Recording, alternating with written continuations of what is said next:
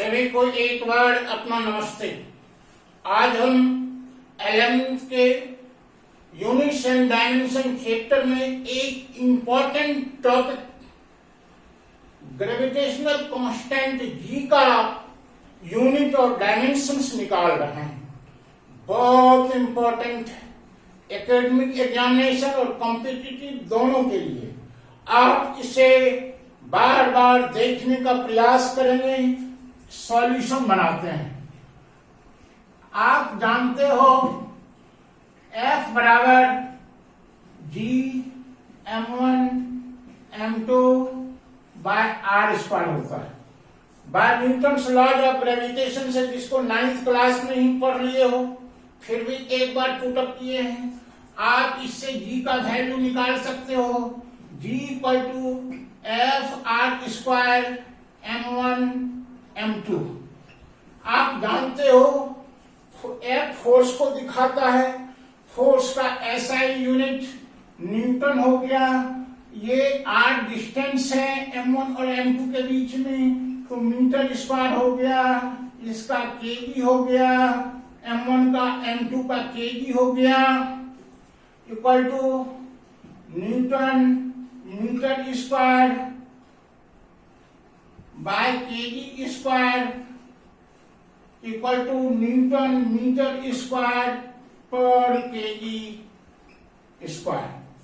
ये आप यूनिट भली भांति समझ लिए और इस यूनिट को बार बार याद रखेंगे और आने वाले एग्जामिनेशन में लिखने का प्रयास करेंगे। आप अगर इसे नोट डाउन कर लिए तो हम आगे बढ़ते हैं। देखिए डायमेंशन निकाल रहे हैं। F equal to G m1 m2 by R square.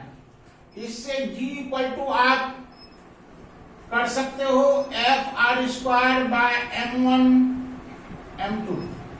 आप जानते हो F का डायमेंशन n(L)T-2 होता है, डिस्टेंस का L स्क्वायर होता है, मास का m होता है और इस मास का भी m होता है। इसको आप सर्कुलेट करते हो। देखो m कैंसिल हो गया, m ऊपर गया, m-1 L square L cube और T-2। यही आपका ग्रेविटेशनल कांस्टेंट G का डायमेंशन हो गया। Units and dimension.